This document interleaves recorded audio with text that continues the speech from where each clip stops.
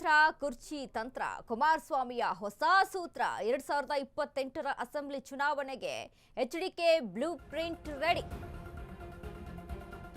ಮೈತ್ರಿ ಮಂತ್ರ ಕುರ್ಚಿ ತಂತ್ರ ಕುಮಾರಸ್ವಾಮಿಯ ಹೊಸ ಸೂತ್ರ 2028ರ ಅಸೆಂಬ್ಲಿ ಚುನಾವಣೆಗೆ HDK blue print ready. BJP ಜೊತೆ ಮೈತ್ರಿ ಸಿಎಂ ಕುರ್ಚಿ ಮೇಲೆ ಕಣ್ಣು. ಎಚ್ಡಿಕೆ ರಾಜಕೀಯ ನಡೆ ಮೈತ್ರಿ ಹಾದಿಯಲ್ಲೇ ಮುನ್ನಡೆ. ದಳಪತಿ ದೋಸ್ತಿ ಆಟ ಬಿಜೆಪಿಯೊಂದಿಗೆ ಮೈತ್ರಿ ಪಾಠ. ಜೆಡಿಎಸ್ ಮತ್ತು ಬಿಜೆಪಿ ಮೈತ್ರಿಕೂಟ ಹೇಗಿರಬೇಕು? ಸಿದ್ದು ಸರ್ಕಾರದ ವಿರುದ್ಧ ಹೋರಾಟ ಹೇಗೆ ನಡೆಸಬೇಕು? ಕಾರ್ಯತಂತ್ರದ ಬಗ್ಗೆ ಬ್ಲೂ ಪ್ರಿಂಟ್ ರೆಡಿ ಮಾಡಿದ ಕುಮಾರಸ್ವಾಮಿ. ಮೈತ್ರಿ ಮಂತ್ರ ಕುರ್ಚಿಯ ತಂತ್ರ ಇದೀಗ 2028ರ ಅಸೆಂಬ್ಲಿ ಚುನಾವಣೆಗೆ ಎಚ್ಡಿಕೆ ಬ್ಲೂ ಪ್ರಿಂಟ್. ಬಿಜೆಪಿ ಜೊತೆ ಮೈತ್ರಿ ಸಿಎಂ ಕುರ್ಚಿ ಮೇಲೆ ಕಣ್ಣು. ಎಚ್ಡಿಕೆ ರಾಜಕೀಯ ನಡೆ ಮೈತ್ರಿ ಹಾದಿಯಲ್ಲೇ ಮುನ್ನಡೆ. ದಳಪತಿ ದೋಸ್ತಿ ಆಟದಲ್ಲಿ ಬಿಜೆಪಿಯೊಂದಿಗೆ ಇದೀಗ ಮೈತ್ರಿಯ ಪಾಠ ಜೋರಾಗಿದೆ. ಜೆಡಿಎಸ್ ಮತ್ತು ಬಿಜೆಪಿ ಮೈತ್ರಿಕೂಟ ಹೇಗಿರಬೇಕು?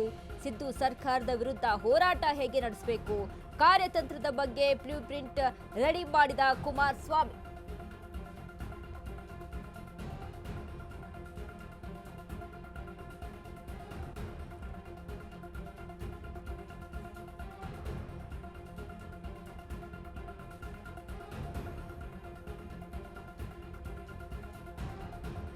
ಇದೀಗ ಮೈತ್ರಿ ಮಂತ್ರ ಕುರ್ಚಿ ತಂತ್ರ ಕುಮಾರಸ್ವಾಮಿಯ ಹೊಸ ಸೂತ್ರ. ಅಂದ್ರೆ ಈಗಾಗಲೇ 2028ರ ವಿಧಾನಸಭೆ ಎಲೆಕ್ಷನ್ಗೆ ಸಾಕಷ್ಟು ತಯಾರಿಯನ್ನ ನಡೆಸ್ತಾ ಇರುವಂತಹ ದಳಪತಿಗಳು ಇದೀಗ ಮೈತ್ರಿ ಜೊತೆಗಿನ ಪಕ್ಷದಲ್ಲಿ ಮೈತ್ರಿ ಜೊತೆಗೂಡಿ ಹೇಗೆ ವಿಧಾನಸಭೆಯಲ್ಲಿ ತಮ್ಮ ಒಂದು ವಿಜಯದ ಪತಾಕೆಯನ್ನ ಹಾರಿಸಬೇಕು ಅನ್ನುವಂತ ಒಂದಿಷ್ಟು ಪ್ಲಾನ್ಗಳಲ್ಲಿ ಇರುವಂತದ್ದು. ಹಾಗಾದ್ರೆ ಟಾರ್ಗೆಟ್ 2028ರ ಎಚ್ಡಿಕೆ ಗೇಮ್ ಪ್ಲಾನ್ಗಳು ಏನು ಅನ್ನೋದನ್ನ ನಾವು ಇಲ್ಲಿ ಗಮನಿಸಿ ನೋಡೋದಾದ್ರೆ 2027ಕ್ಕೆಲ್ಲ ರಾಜ್ಯ ರಾಜಕಾರಣಕ್ಕೆ ಎಚ್ ಡಿ ಕುಮಾರಸ್ವಾಮಿ ರಿಟರ್ನ್ ಆಗ್ತಾರೆ. ಈಗಾಗಲೇ ನಿಧಾನವಾಗಿ ರಾಜಕಾರಣದತ್ತ ಮುಖ ಮಾಡಿದ್ದಾರೆ ದಳಪತಿ. ವಾರಾಂತ್ಯದಲ್ಲಿ ಕರ್ನಾಟಕಕ್ಕೆ ಬಂದು ಪಕ್ಷ ಸಂಘಟನೆಯಲ್ಲಿ ಬ್ಯುಸಿಯಾಗಿರ್ತಾರೆ. ದೇವೇಗೌಡರಿಂದ ಅಗತ್ಯ ಸಲಹೆ, ನಿಖಿಲ್ಗೆ ಮಾರ್ಗದರ್ಶನ. ಇನ್ನು 2028ರ ಟಾರ್ಗೆಟ್ ಮುಟ್ಟಲು ಕೆಲಸ ಮಾಡ್ತಿರುವಂತಹ ಕುಮಾರಸ್ವಾಮಿ ಈಗಾಗಲೇ 83 ಕ್ಷೇತ್ರದಲ್ಲಿ ಸ್ಪರ್ಧೆಗೆ ಜೆಡಿಎಸ್ ಆರಂಭಿಕ ತಯಾರಿಯನ್ನ ನಡೆಸಿಕೊಂಡಿದೆ. ರಾಜಧಾನಿ ಮೇಲೆ ಹಿಡಿತವನ್ನ ಸಾಧಿಸಲು ಜಿಬಿಎ ಚುನಾವಣೆಯತ್ತ ಚಿತ್ತ. ನಮ್ಮ ಕುಟುಂಬ ಟಾರ್ಗೆಟ್ ಆಗಿದೆ ಎನ್ನುವ ಮೂಲಕ ಭಾವನಾತ್ಮಕ ದಾಳವನ್ನ ಬೀಸೋದಕ್ಕೆ ಇದೀಗ ದಳಪತಿಗಳು ರೆಡಿ ಆಗಿರುವಂತದ್ದು. ಈಗಾಗಲೇ 2027ಕ್ಕೆಲ್ಲ ರಾಜ್ಯ ರಾಜಕಾರಣಕ್ಕೆ ಎಚ್ ಡಿ ಕುಮಾರಸ್ವಾಮಿ ರಿಟರ್ನ್ ಆಗ್ತಾರೆ. ಅಂದ್ರೆ ಈಗಾಗಲೇ ಕೇಂದ್ರ ಮಂತ್ರಿಯಾಗಿ ಕೇಂದ್ರದಲ್ಲಿ ಅಲ್ಲಿ ತಮ್ಮ ಕಾರ್ಯಗತಿಯಲ್ಲಿ ಇರುವಂತಹ ಕುಮಾರಸ್ವಾಮಿ ರಾಜ್ಯದತ್ತ ಈಗ ಚಿತ್ತ ಹರಿಸಿ ಹೇಗಾದ್ರೂ ಮಾಡಿ ನಾವು ಅಲ್ಲಿ ವಿಜಯದ ಪತಾಕೆಯನ್ನ ಹಾರಿಸಲೇಬೇಕು ಅನ್ನುವಂತ ಒಂದಿಷ್ಟು ನಿಲುವಿನೊಂದಿಗೆ ಇದೀಗ ಬಿಜೆಪಿ ಜೊತೆಗೂಡಿ ಗೇಮ್ ಪ್ಲಾನ್ ಅನ್ನು ಆರಂಭಿಸಿಕೊಂಡಿದ್ದಾರೆ.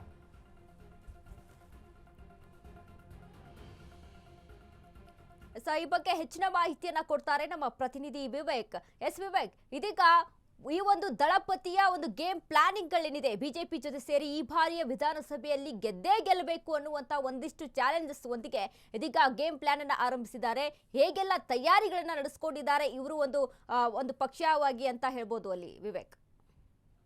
ಎಸ್ ವನಿತಾ, ಈಗಾಗಲೇ ರಾಜ್ಯ ರಾಜಕಾರಣದಿಂದ ಬಹುದಿನಗಳಿಂದ ದೂರ ಕೂಡ ಉಳಿದಿದ್ರು ಕುಮಾರಸ್ವಾಮಿ ಅವರು. ಈಗ ಮತ್ತೆ ಕೇಂದ್ರದಲ್ಲಿ ಸಚಿವರಾದ ಬಳಿಕ ಮತ್ತೆ ವಾರ ಅಂತ್ಯದಲ್ಲಿ ಅಂದರೆ ಶನಿವಾರ ಭಾನುವಾರ ಮಾತ್ರ ರಾಜ್ಯಕ್ಕೆ ಎಂಟ್ರಿ ಕೊಟ್ಟು ಇಲ್ಲಿ ರಾಜ್ಯ ರಾಜಕಾರಣದಲ್ಲಿ ಏನೇನು ವಿಚಾರಗಳ ಪೈಕಿ ಚರ್ಚೆ ನಡೀತಿದೆ, ವಿಪಕ್ಷಗಳು ಆಗಿ ಅವ್ರು ಯಾವೆಲ್ಲ ಕೆಲಸಗಳನ್ನು ಮಾಡಬೇಕು, ಅವರ ಪಕ್ಷ ಸಂಘಟನೆ ಯಾವ ರೀತಿಯಾಗಿ ಮಾಡಬೇಕು, ಪ್ರತಿಯೊಂದು ಕ್ಷೇತ್ರದಲ್ಲೂ ವರ್ಚಸ್ಸು ಹೆಚ್ಚಿಸಲು ಏನೇನು ಮಾಡಬೇಕು, ಏನೋ ಒಂದಿಷ್ಟು ಕಾರ್ಯತಂತ್ರಗಳನ್ನು ಎಲ್ಲವನ್ನು ಕೂಡ ರೆಡಿ ಮಾಡಿಕೊಟ್ಟು ಹೋಗ್ತಿದ್ದಾರೆ. ಅದೇ ರೀತಿಯಾಗಿ ಇನ್ ದ ಸೇಮ್ ವೇ ಜೊತೆಗೆ ದೇವೇಗೌಡರಿಂದ ಕೂಡ ಅಷ್ಟೇ ಪ್ರತಿ ವಾರ ಬಂದಂಥ ಸಂದರ್ಭದಲ್ಲಿ ಹೋಗಿ ಅವರಿಗೆ ಭೇಟಿ ಮಾಡಿ ಅವರಿಂದ ಮಾರ್ಗದರ್ಶನ ಪಡೆತಕ್ಕಂಥದ್ದು. ಜೊತೆಗೆ ಬಂದಂಥ ಸಂದರ್ಭದಲ್ಲೆಲ್ಲ ಮತ್ತೆ ನಿಖಿಲ್ಗೆ ಮೋಟಿವೇಟ್ ಮಾಡಿ ಒಂದಿಷ್ಟು ಕ್ಷೇತ್ರಗಳ ಪ್ರವಾಸಕ್ಕೆ ಕಳಿಸ್ತಕ್ಕಂಥದ್ದು. ಎಲ್ಲ ಶಾಸಕರಿಗೂ ಕೂಡ ಅಂದರೆ JDSನಲ್ಲಿ ಇರ್ತಕ್ಕಂಥ 18 ಶಾಸಕರನ್ನು ಕೂಡ ಮತ್ತೊಮ್ಮೆ ವಿಶ್ವಾಸಕ್ಕೆ ತೆಗೆದುಕೊಳ್ಳೋದು, ಮತ್ತೊಮ್ಮೆ ಮಾತಾಡೋದು, ನಿಮ್ಮ ಕ್ಷೇತ್ರಗಳನ್ನು ಭದ್ರ ಮಾಡಿಕೊಳ್ಳಿ. ಅಂದರೆ ನಿಮ್ಮ ಕ್ಷೇತ್ರದಲ್ಲಿ ಈಗಿರ್ತಕ್ಕಂಥವ್ರು ನೀವೆಲ್ಲ ಹಾಲಿ ಶಾಸಕರಾಗಿದ್ದೀರಾ, ಅಲ್ಲಿರ್ತಕ್ಕಂಥ ಎಲ್ಲ ಕಾರ್ಯಕರ್ತರನ್ನ ಕೂಡ ಜಮಾವಣೆ ಮಾಡಿ ಮತ್ತೆ ಅವರಲ್ಲಿ ಕೂಡ ಜಾಗೃತನ ಮೂಡಿಸಿ. ಅಂದರೆ ಮುಂದಿನ ದಿನಗಳಲ್ಲಿ ಕಾಂಗ್ರೆಸ್ ಏನಾದರೂ ಇದೇ ರೀತಿಯಾಗಿ ಅಧಿಕಾರದಲ್ಲಿ ಉಳಿದ್ರೆ ಏನಾಗುತ್ತೆ, ಆಗುತ್ತೆ ಅನ್ನೋ ಒಂದಿಷ್ಟು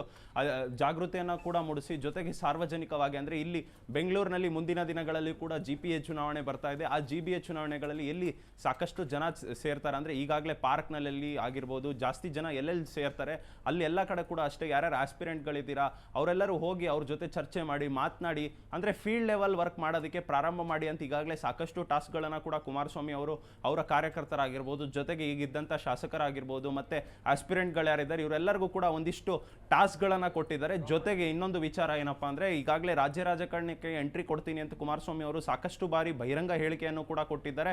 ಅದೇ ರೀತಿಯಾಗಿ ಇನ್ ದ ಸೇಮ್ ವೇ ನೋಡ್ತಾ ಹೋದ್ರೆ 2027 ಅಂದರೆ ಮುಂದಿನ ವರ್ಷ ಅವರು ರಾಜ್ಯ ರಾಜಕಾರಣಕ್ಕೆ ಮರಳುವಂಥ ಎಲ್ಲ ಸಾಧ್ಯತೆಗಳಿದೆ. ಈಗಾಗಲೇ ಕೇಂದ್ರ ಸಚಿವರಾಗಿದ್ದಾರೆ. ಜೊತೆಗೆ 2027 ಅಂದರೆ ಅಲ್ಲಿಗೆ ಸುಮಾರು 3 ವರ್ಷಗಳ ಅವಧಿ ಕೂಡ ಅವ್ರದ್ದು ಕೂಡ ಕೇಂದ್ರ ಸಚಿವರಾಗಿ ಮುಗ್ದಿರುತ್ತೆ. ಆ ಸಂದರ್ಭದಲ್ಲಿ ಬಂದು ರಾಜ್ಯಕ್ಕೆ ಇಲ್ಲಿ ಬಂದು ಸಂಘಟನೆ ಮಾಡೋದು, ಎಲ್ಲ ತಯಾರಿಗಳನ್ನು ಮಾಡೋದು, ಜೊತೆಗೆ ಮೈತ್ರಿಯಾಗಿ ಮುಂದುವರೆದ್ರೆ ಅವರಿಗೆ ಆಗುವಂಥ ಲಾಭಗಳ ಬಗ್ಗೆ ಎಲ್ಲ ಲೆಕ್ಕಾಚಾರಗಳನ್ನು ಕೂಡ ಈಗಾಗಲೇ ಮೋದಿ ಜೊತೆ ಕೂಡ 1-to-1 ಚರ್ಚೆ ಮಾಡಿದ್ದಾರೆ ಎಂಬ ಮಾಹಿತಿಗಳು ಕೂಡ ಲಭ್ಯವಾಗಿತ್ತು. ಅದೇ ನಿಟ್ಟಿನಲ್ಲಿ ಈಗ ಇಲ್ಲಿ JDS 83 ಸ್ಥಾನಗಳ ಪೈಕಿ ಅಂದರೆ 224 ಸ್ಥಾನಗಳಲ್ಲಿ 83 ಸ್ಥಾನಗಳಲ್ಲಿ ಸ್ಪರ್ಧೆ ಮಾಡೋದಕ್ಕೆ ಈಗಾಗಲೇ ನಿರ್ಧಾರವನ್ನು ಕೂಡ ಮಾಡಿಕೊಂಡಿದೆ. ಆ ನಂಬರನ್ನೇ ಕೂಡ ಅಷ್ಟೇ BJP ಹೈಕಮಾಂಡ್ಗೂ ಕೂಡ 83 ಸ್ಥಾನಗಳಲ್ಲಿ ನಾವು ಸ್ಪರ್ಧೆ ಮಾಡ್ತೀವಿ ಅಂತ ಹೇಳೋದಕ್ಕೂ ಕೂಡ ಈಗ ತಯಾರಾಗಿದ್ದಾರೆ. ಜೊತೆಗೆ 83 ಸ್ಥಾನಗಳೇನಿದೆ ಅಂದರೆ ಸ್ಥಳಗಳೇನಿದೆ ಅಲ್ಲೆಲ್ಲ ಕೂಡ ಸಂಘಟನೆ ಮಾಡೋದಕ್ಕೆ ಮತ್ತೆ ಪ್ರವಾಸ ಮಾಡೋದಕ್ಕೆ ಕೂಡ ಒಂದಿಷ್ಟು ಪ್ಲಾನ್ಗಳನ್ನು ಕೂಡ ರೂಪಿಸಿಕೊಂಡಿದ್ದಾರೆ. ಅಂದರೆ ಈ ವರ್ಷ ಪೂರ್ತಿ ಅಂದರೆ ವಾರಾಂತ್ಯದಲ್ಲಿ ಮಾತ್ರ ಬಂದು ರಾಜ್ಯಕ್ಕೆ ಪ್ರವಾಸ ಮಾಡ್ತಾರೆ. ಇದಾದ ಬಳಿಕ 2027ರಿಂದ ನಿರಂತರವಾಗಿ ಅಂದರೆ ರಾಜ್ಯದಲ್ಲಿ ಎಲ್ಲ ಕಡೆ ಪ್ರವಾಸ ಮಾಡತಕ್ಕಂಥ ಕೆಲಸಕ್ಕೂ ಕೂಡ ಕುಮಾರಸ್ವಾಮಿ ಅವರು ಮುಂದಾಗ್ತಾರೆ ಎಂಬ ಒಂದು ಮಾಹಿತಿಗಳು ಕೂಡ ಲಭ್ಯವಾಗ್ತಿದೆ. ವನಿತಾ, ಥ್ಯಾಂಕ್ ಯು ವಿವೇಕ್ ನಿಮ್ಮೆಲ್ಲ ಮಾಹಿತಿಗೆ.